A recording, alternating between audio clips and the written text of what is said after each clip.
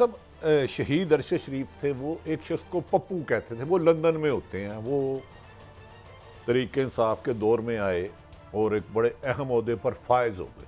पप्पू के 90% मामला तय हो चुके हैं, 80% 80% मामला तय हो चुके हैं पप्पू के, जो ये सब शर्मा रहे हैं।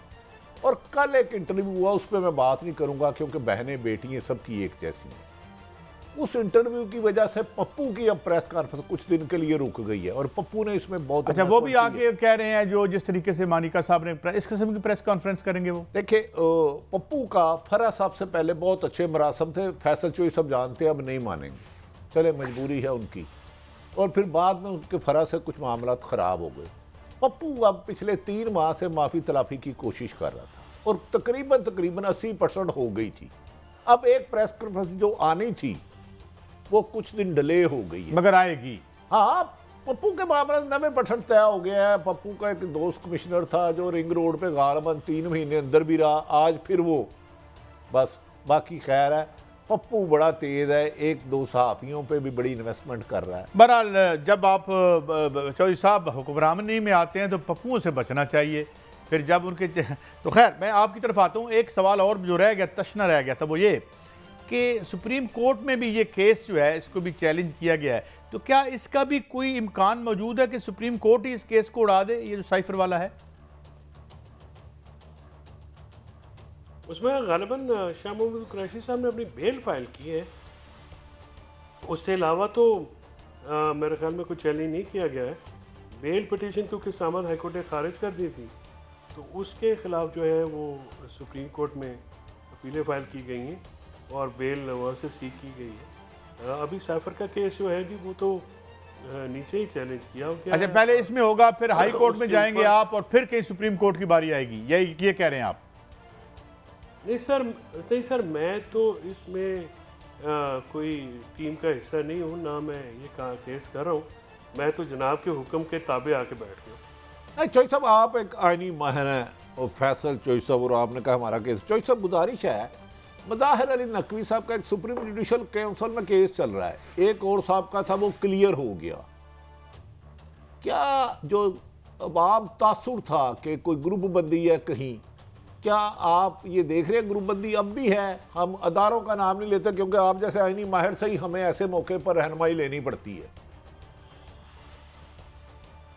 नहीं, ग्रुप बंदी का तासुर जो है वो पहले तो एग्जिस्ट तो करता है, और ये बहुत सारे जो वकला हैं उन्होंने ये बात की है कि ग्रुप बंदी है और जजेस की आपस में जो मामलात हैं वो दुरुस्त ना होने की वजह से हमारे इदारे यानी सुप्रीम कोर्ट को नुकसान तो पहुंचा भी है और पहुंच रहा भी। बाकी जहां तक सुप्रीम जुडिशल की कार्रवाई है, क्योंकि वो इन कैमरा कार्रवाई है, हमें उसकी तफसीलात नहीं मालूम है कि उसमें क्या बात है। जो जितनी इंफॉर्मेशन बाहर निकाली जाती है सिर्फ वही हमारे तक पहुंचती है, भट्टी साहब, आप तक और हमारे तक। उसके ऊपर तबसरा करना जो है वो भी अपना सब जुडिस मैटर है। तो एक आईनी आला तरीन इदारा है, वो इसको देख रहा है। उम्मीद ये करनी चाहिए कि जिस तरह से इंसाफ की तवक्को कानून के मुताबिक काम करने की तवक्को अदालतों से की जाती है, तो क्योंकि ये ट्रायल बाय पीयर्स होता है या प्रोसीडिंग्स बाय पीयर्स होती हैं, तो साथी जजेस जो हैं अपने जज साहबान का जो बुनियादी हकूक़ हैं उनका हर सूरत में ख्याल रखेंगे भी और रखते भी हैं। मुझे उम्मीद वासिक है कि सुप्रीम जुडिशल काउंसिल में जो भी कार्रवाई होगी वो आइन और इंसाफ के तकाज़ों के मुताबिक होगी। गोया अच्छा चलें, ये तो ज़ाहिर है हमारी तवक्को भी और इंशाल्लाह ऐसे होगा भी, लेकिन ये जो एक तसर इन दिनों में पुख्ता हुआ है और ख़ासतर जो पॉलिटिकल पार्टीज़ ने इसको बड़ी हाइप दी है, बेंच फिक्सिंग के नारे लगे, वहाँ जाके नारे लगाए गए, सुप्रीम कोर्ट की चौखट पे दफ़ा 144 लगी हुई थी, मगर इस तरह से इंटिमिडेट करना। इससे पहले एक और बहुत बुरा वाक़या हुआ था सुप्रीम कोर्ट पर हमले का, उसको भी कई लोग यहाँ आके उसको जवाब देने की कोशिश करते हैं। तो how do you look at these developments और इसका अल्टीमेट एंड क्या नज़र आता है आपको फैसल चौधरी साहब, एज अ पाकिस्तानी सिटीज़न और एज अ लॉ एक्सपर्ट? ऐसा उस वक़्त की जो PDM की हुकूमत थी उन्होंने अदालतों के ऊपर चढ़ाई तो की थी और इंतहाई नाजेबा गुफ्तगू, इंतहाई एक मैं समझता हूँ कि इखलाक से गिरी हुई गुफ्तगू और रवायत से हट के गुफ्तगू जो आज आइन और कानून के मुहाफ़िज़ बन रहे हैं, रखवाले बन रहे हैं, इसमें तमाम पार्टियों के लोग जो पीडीएम हुकूमत में शामिल थे वो बढ़ चढ़ कर हिस्सा ले रहे थे और आइनी इदारे के ऊपर चढ़ाई तो की गई। लेकिन इसको आप ये कहें कि उस वक़्त के जो जजेस हैं या खैर उस वक़्त के चीफ साहब हैं, उनका उसमें लेना देना नहीं था और उन्होंने जो गैर ज़रूरी रिस्ट्रेंट बरता जिसकी वजह से इदारे का नुकसान हुआ। मैं समझता हूँ कि जब आप चीफ जस्टिस होते हैं या जज होते हैं या किसी भी इदारे के साथ आप मुंसलिक होते हैं तो फिर इदारे की तहफ़्फ़ुज़ और उनकी इज़्ज़त और नामूस की तहफ़्फ़ुज़ भी आपकी ज़िम्मेदारी होती है। अगर आप उसको उसमें फ़ेल हो जाएं, उसको ना कर सकें तो फिर इदारे कमज़ोर होते हैं। तो ये एक बात अब किसी को पसंद आए या ना आए, ये बात ज़रूर है कि अदालतें जो हैं बतौर इदारा कमज़ोर हुई हैं और उनके जजेस जो हैं वो अवाम का तहफ़्फ़ुज़ उस तरह से नहीं कर पा रहे हैं। आपने बहुत खूबसूरत बात की। पाकिस्तान में सुप्रीम कोर्ट से ऊपर तो अल्लाह की अदालत है, अगर वहाँ भी कुछ खदशात होंगे तो शायद ये नहीं होने चाहिए।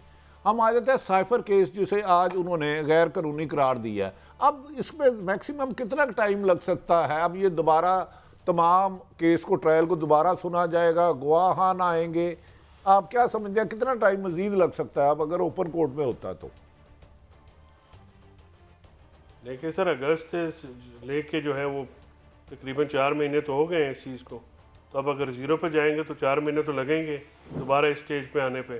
और अभी वो आई थिंक ट्रायल तो कंक्लूड नहीं हुआ था, अभी तो कुछ गवाहान की स्टेटमेंट्स रिकॉर्ड हुई थी, वो दोबारा करनी पड़ेंगी। तो आप समझिए कि 3-4 महीने तो फिर लग ही जाएंगे इसमें भी। और अगर नॉर्मल स्पीड से या जिस स्पीड से ये ट्रायल चलाया जा रहा है डे टू डे हो तो फिर तो एक अलग बात है। लेकिन डे टू डे करेंगे तो मेरे ख्याल में वो भी पॉसिबल नहीं होगा क्योंकि इतने ज़्यादा केसेस हैं, इतने ज़्यादा ट्रायल्स हैं।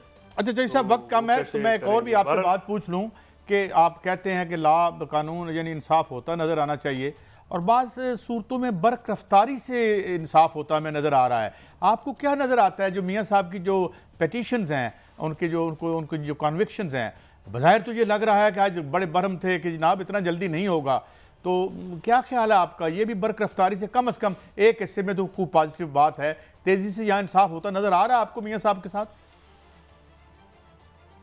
काजी साहब, दो हम मुहावरे इस्तेमाल करते हैं अपनी कानूनी इस्तिलाहात में। एक हम ये कहते हैं कि जस्टिस डिलेड जस्टिस डिनाइड, यानी अगर इंसाफ की फराहमी में ताख़ीर हो तो इसका मतलब है कि इंसाफ की फराहमी की नफ़ी हुई है। दूसरा मुहावरा हम इस्तेमाल करते हैं कि justice in rush is justice is crushed, यानी अगर आप गैर ज़रूरी बर्क रफ्तारी से फ़ैसले करेंगे तो इसका मतलब है कि इंसाफ को कुचला जा रहा है। तो दोनों सूरतों का मतलब एक ही है कि मयाना रवि के साथ, मोतदल तरीके के साथ जो है ये ट्रायल्स हों, ड्यू प्रोसेस मुकम्मल हो, जो मुल्ज़म होता है वो ब्लू आइड बॉय होता है लॉ का, क्योंकि उसको उसके खिलाफ इल्ज़ामात होते हैं या उसको सज़ा देनी होती है, लिहाजा उसके हकूक़ का तहफ़्फ़ुज़ जो है वो अदालत ज़्यादा साहब, it is always a great pleasure having you on the show.